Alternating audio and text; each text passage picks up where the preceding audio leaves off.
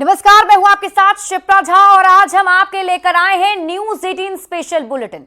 आज हम देखेंगे चुनावी साल में बिहार में इफ्तार पर सियासत क्यों गरमाई हुई है। मुस्लिम धार्मिक संगठनों ने सीएम नीतीश की इफ्तार पार्टी का विरोध क्यों किया है। उन संगठन के बारे में भी जानेंगे जो विरोध के बावजूद सीएम के इफ्तार में पहुंचे और इसके साथ ही आपको दिखाएंगे कि क्या बिहार में कोई माई का लाल ऐसा नहीं है जो लालू के लाल को रोक सके। चुनावी साल में लालू प्रसाद ने यह ताल क्यों ठोक दी है और अंत में देखेंगे कि पटना में डॉक्टर सुरभि की हत्या के 24 घंटे के बीतने के बावजूद हत्यारों की गिरफ्तारी अब तक क्यों नहीं हो पाई। यह भी हम इस बुलेटिन में देखेंगे। तो चलिए शुरू करते हैं न्यूज 18 स्पेशल बुलेटिन।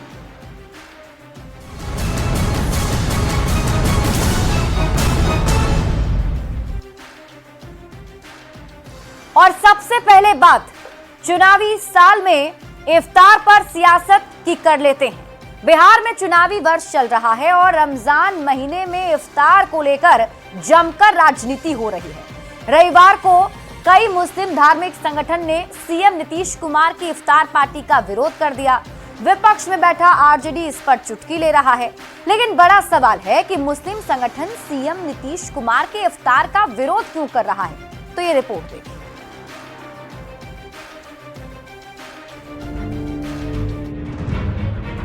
चुनावी साल में बिहार में इफ्तार पर सियासत शुरू हो चुकी है।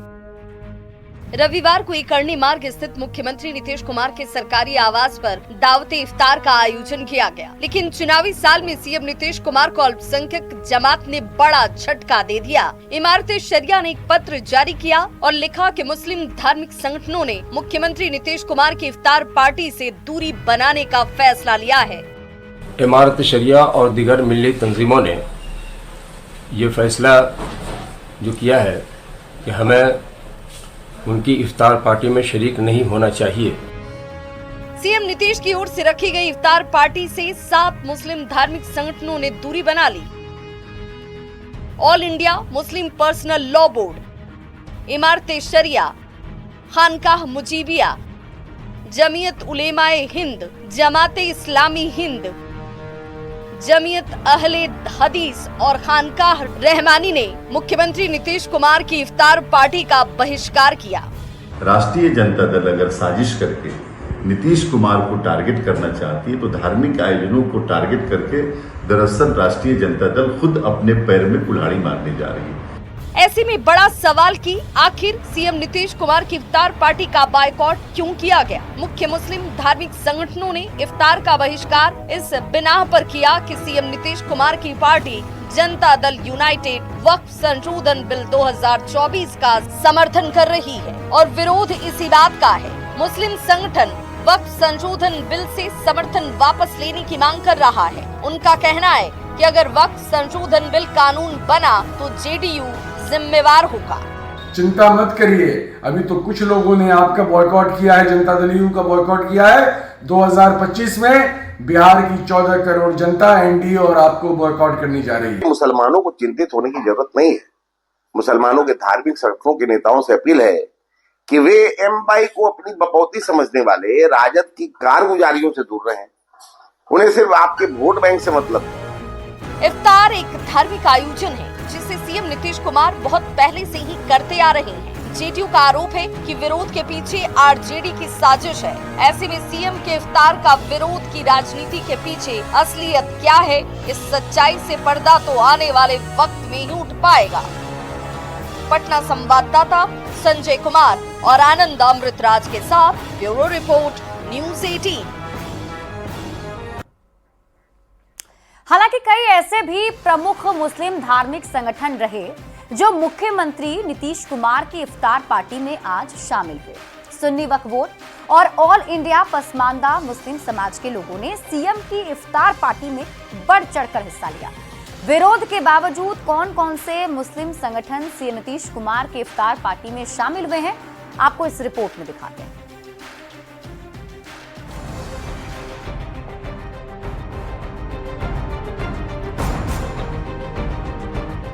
कई मुस्लिम धार्मिक संगठनों के विरोध के बावजूद रविवार को मुख्यमंत्री नीतीश कुमार ने इफ्तार पार्टी दी। एक अणे मार्ग स्थित मुख्यमंत्री आवास पर दावते इफ्तार का आयोजन किया गया।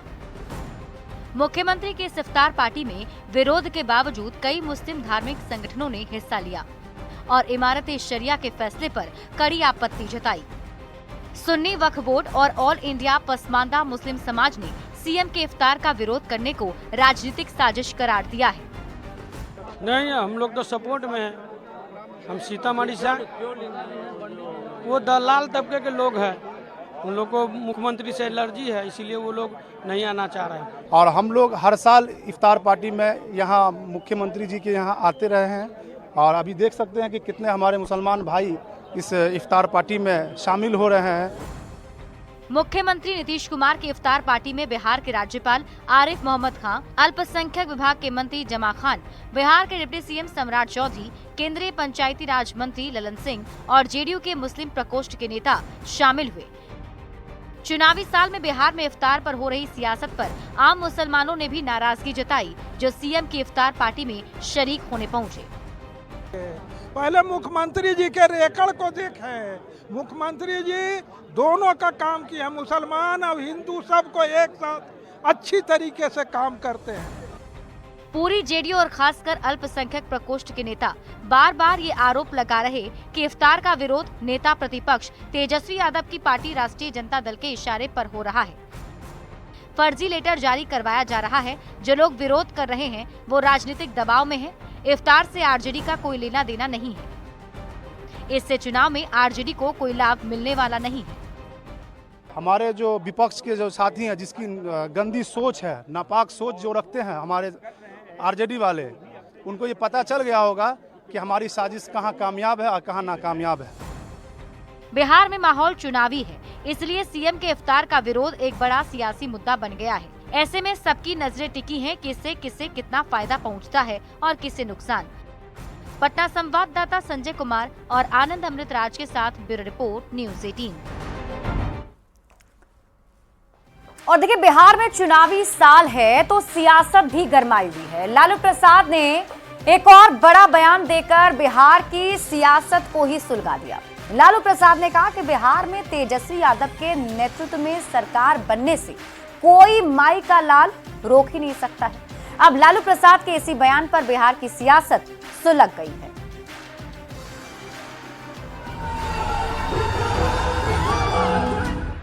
सरकार तेजस्वी के नेतृत्व बने और इसको कोई माई का लाल नहीं।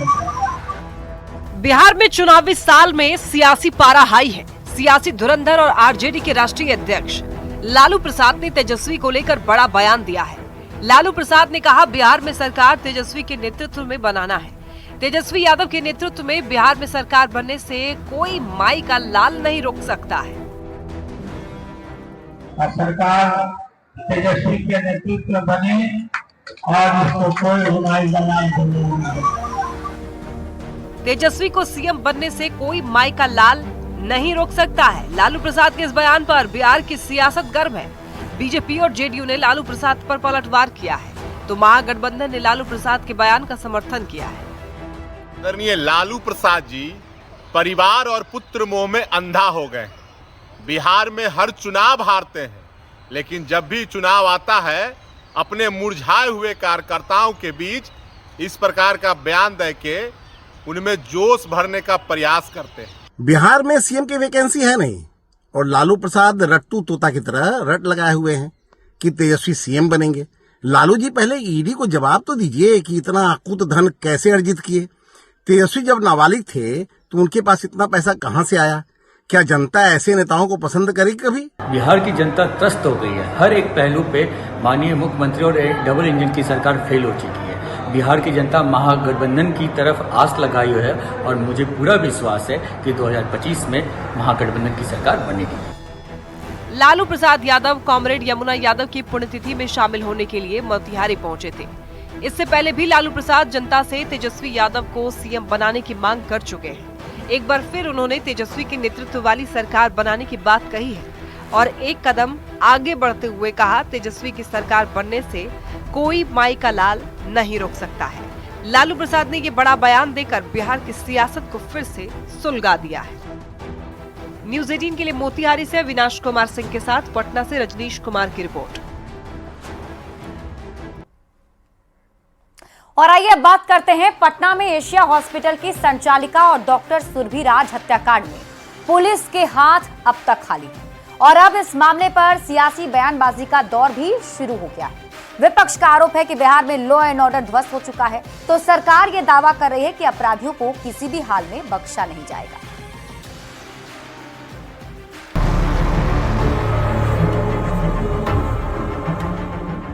सीसीटीवी फुटेज में दिख रहे इन दो नकाबपोश की पुलिस को तलाश है।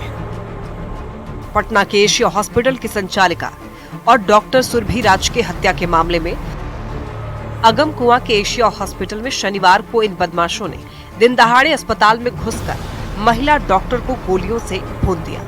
विपक्ष इस घटना को लेकर सरकार को कटघरे में खड़ा कर रहा है। अपराधियों के तांडव से बिहार करा रहा है। अब सरकार को 1 मिनट भी रहने का अधिकार नहीं है। जल्द से जल्द इस सरकार की विदाई हो, तभी बिहार की भलाई होगी।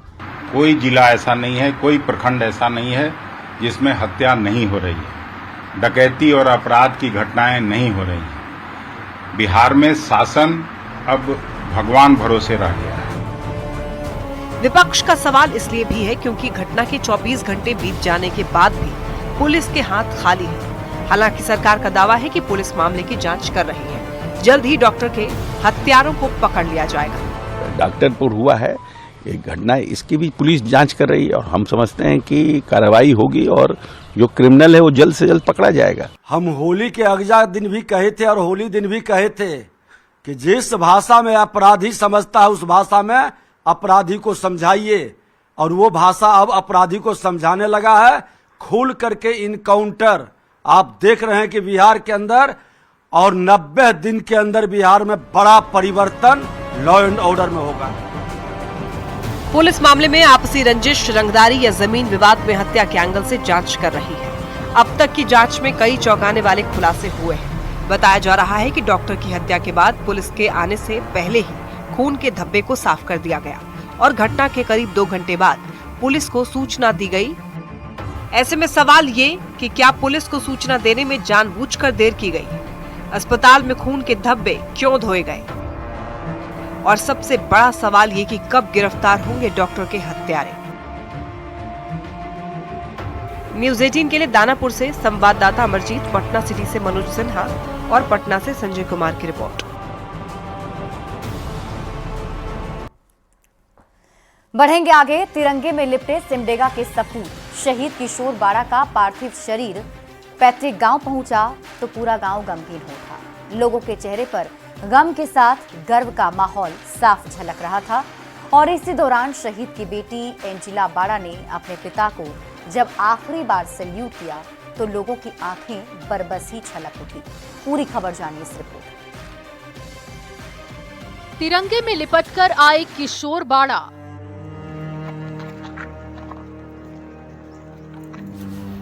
सिमडेगा में गम के साथ गर्व का माहौल।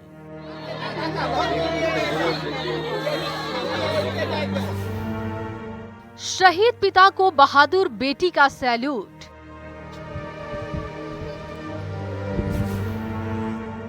माहौल देख भर आई सभी की आंखें।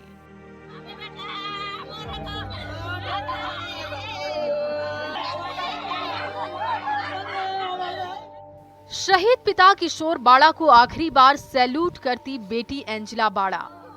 चेहरे पर गम का माहौल है, आंखें भरी हुई हैं, लेकिन चेहरा है कि दिल के भाव को सामने से रोक रहा है। मौके पर मौजूद हर कोई गम में डूबा है।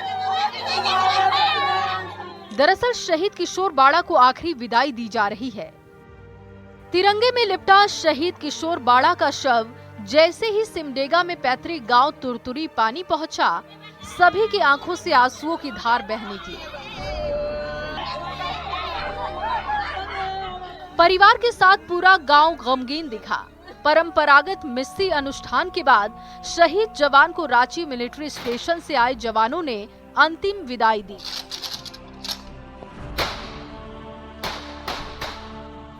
और भारत माता की जय घोष से पूरा इलाका गूंज उठा। तुरतुरी पानी के जवान किशोर बाड़ा लेह में आर्मी के 699 टाटरा बटालियन हवलदार के पद पर तैनात थे। 20 मार्च को अपनी बटालियन के साथ जाने के दौरान गाड़ी पर बर्फ का पहाड़ गिर गया था, जिसमें दबकर किशोर बाड़ा शहीद हो गए।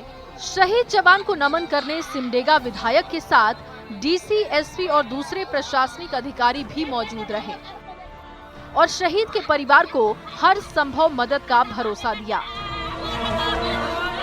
निश्चित रूप से जो भी सरकारी लाभ है और जिस तरह से विभाग के अधिकारी जो आए हैं उनसे मैं बात कर रहा था, इनके लिए किसी तरह कोई दिक्कत नहीं है। इनका अपना जो भी इसके मैंने के परिवार में जो लोग हैं, उसकी वाइफ है, 3 बेटी है, उनकी वाइफ को तो अपना पेंशन मिलेगा और इनकी वाइफ जिसको भी कह दे उनको एक अनुकंपा में नौकरी हो।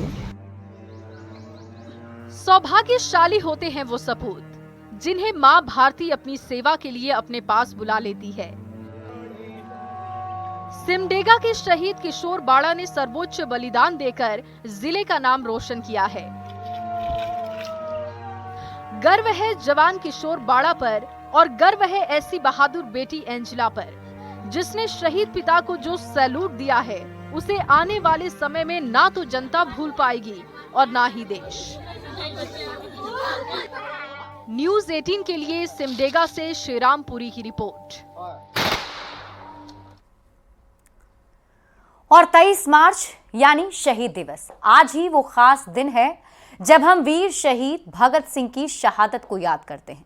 लेकिन रांची में शहीद भगत सिंह की प्रतिमा कैद में है। युवाओं में नाराजगी दिख रही है और शहीद की प्रतिमा को आजाद कर मोरहाबादी मैदान में स्थापित करने की मांग हो रही है। आखिर क्यों पुलिस की कैद में है शहीद भगत सिंह की प्रतिमा, जानिए इस रिपोर्ट में।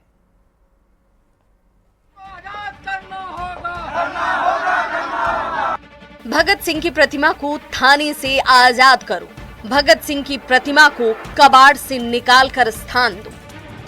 जी हां, कुछ ऐसे ही अपनी आवाज उठाते ये लोग भगत सिंह के मान और सम्मान के लिए सरकार तक अपनी बात पहुंचाने का प्रयास कर रहे हैं। राजधानी के मोरहाबादी मैदान में लगने वाली शहीद भगत सिंह की प्रतिमा महीनों से रांची पुलिस लाइन में पड़ी हुई है। वजह है प्रशासन का रवैया, तभी तो अभी तक इस प्रतिमा को स्थापित नहीं किया जा सका। शहीद भगत सिंह को लेकर लोग प्रतिमा को स्थापित करने की मांग कर रहे हैं।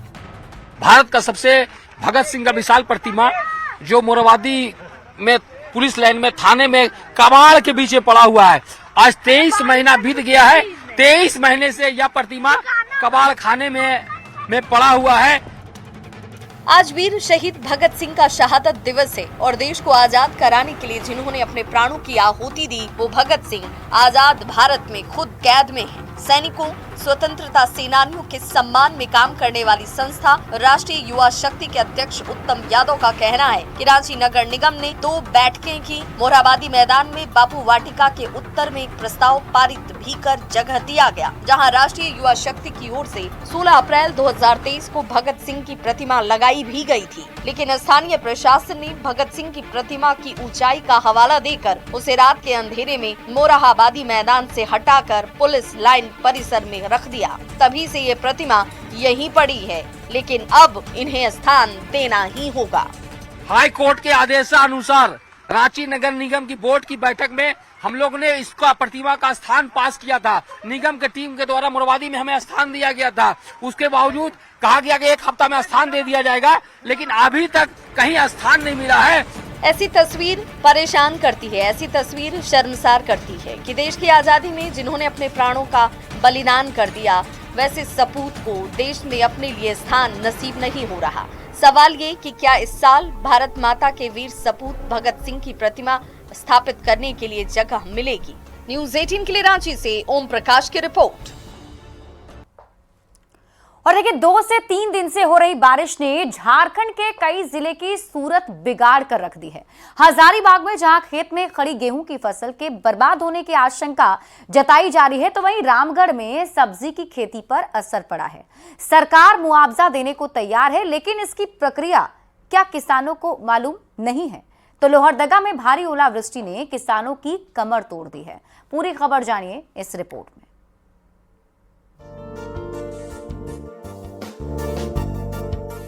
झारखंड के करीब 14 जिले में 2 से 3 दिन से लगातार बारिश हो रही है। बारिश से एक तरफ गर्मी से राहत मिली है, लेकिन दूसरी तरफ बारिश ने किसानों की कमर ही तोड़ दी। बात हजारीबाग की करें तो यहाँ मूसलाधार बारिश, ओलावृष्टि और आंधी तूफान का खासा असर दिख रहा है। कई एकड़ में लगी गेहूं की फसल भीग चुकी है। कुछ दिन में फसल काटी जानी थी, लेकिन बारिश और ओले से फसल जमीन पर ही बिछी नजर आ रही है। सरकार की ओर से मुआवजे का ऐलान किया गया है, लेकिन किसानों के सामने बड़ा सवाल ये कि आखिर मुआवजे के लिए आवेदन दें तो कहां दें।